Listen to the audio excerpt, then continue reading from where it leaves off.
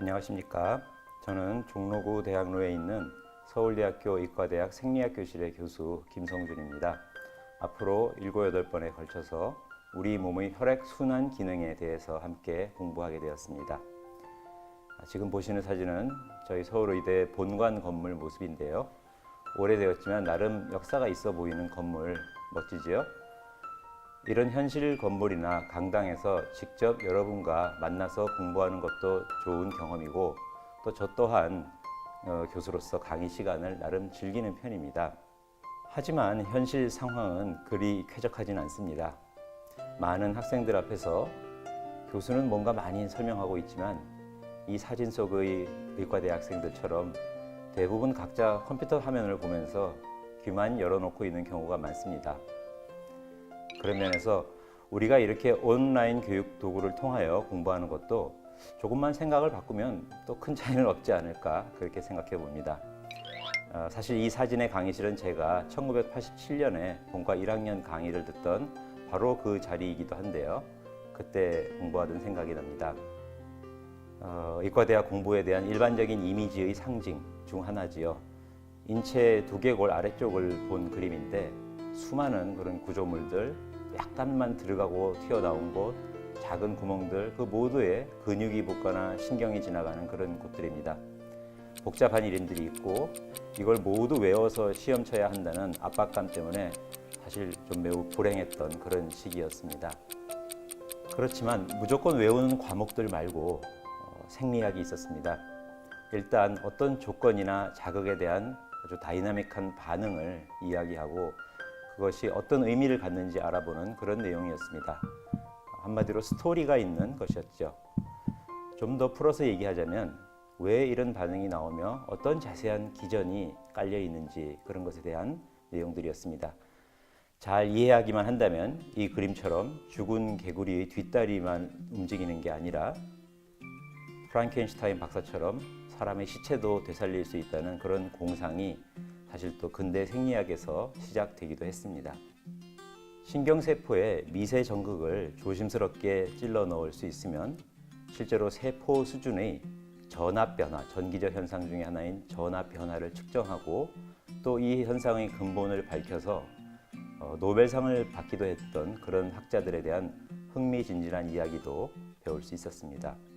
또 더 자세히 배워보니 이런 전기적 흥분은 뇌신경뿐만 아니라 근육이나 심장의 움직임을 조절하는 스위치 역할을 한다는 것도 알게 되면서 무언가 생명의 전반적인 이치가 하나로 이어진다는 그런 철학적 깨달음 비슷한 것도 느껴뜨렸습니다. 이처럼 뇌신경 세포들의 전기 현상이 한꺼번에 일어나는 것을 머리에 붙인 전극으로 측정을 하면 뇌파가 되고 또 심장 근육들의 흥분과 회복 과정이 리드미컬하게 일어나는 것을 또 팔다리나 가슴 표면에 붙인 전극으로 모니터할 수도 있는데요. 이게 바로 여러분들이 혹시 알고 있을 심전도이죠. 아마 이러한 전기적 흥분성의 중요성과 또 그 원리에 대한 강의는 앞의 순서에서 이미 배우셨을 것입니다. 그래서 제가 앞으로 설명드리려는 부분은 전기적 흥분에 의한 심장 근육의 수축과 이완이라는 기계적 현상에서부터 시작할 것입니다.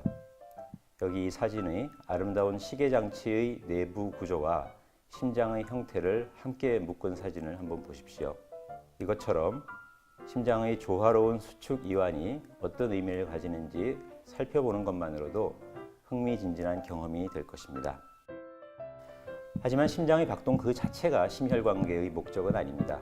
순환계의 궁극적 목적은 여러 조직으로 혈액을 공급해서 각 세포 수준에서 물질과 가스의 교환이 계속 일어날 수 있게 하는 것입니다. 폐와 나머지 신체 장기들을 각각 순환하는 혈액의 운동 에너지가 바로 심장에서 제공되는 것이죠. 오늘날 이처럼 당연히 여기고 교과서에 나오는 이런 순환에 대한 개념은 17세기 영국의 하위라는 생리학자에 의해서 처음 제안되었다고 하지요.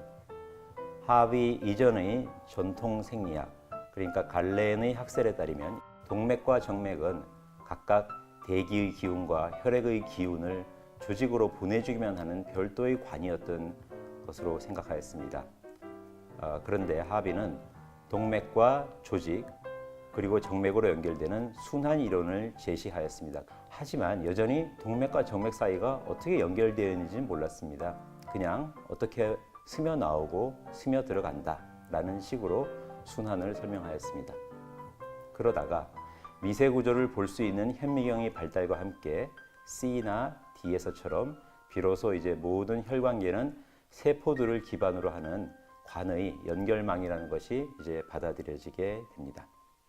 요즘은 생명윤리나 자연생물 보호 때문에 직접 이렇게 하진 않지만 제가 학생 때는 개구리의 물갈퀴를 현미경으로 들여다보면서 모세혈관과 혈액의 흐름을 관찰하였습니다.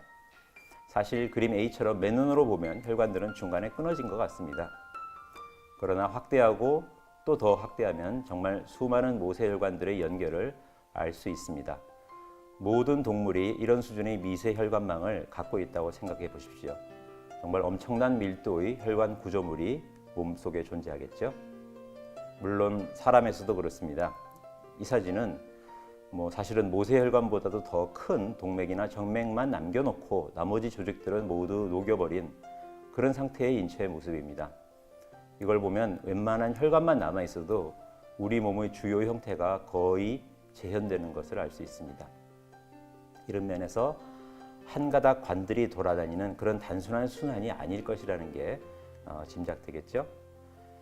과연 인체는 그리고 우리 심혈관계는 이렇게 복잡한 상황에서 원활한 혈액순환을 이루어 나가는 것이 어떻게 가능할까요? 이처럼 알아두면 쓸 것 많은 그런 신비로운 지식들을 함께 공부해 봅시다. 우리 몸의 기능에 대한 것입니다. 왜 그런지, 어떻게 잘 작동되는지에 대한 것입니다. 이런 공부가 생리학입니다. 서양에서 나온 단어인 피지올로지는 자연에 대한 지식이라는 그런 뜻입니다만 동양에서 이를 번역할 때 생명의 이치라는 뜻을 담아서 생리학이라고 번역하였습니다. 또 다시 이를 영어로 그 말 그대로 돌려보면 Life Logic Study입니다. 이제 순환기를 중심으로 생명의 이치를 공부해 봅시다.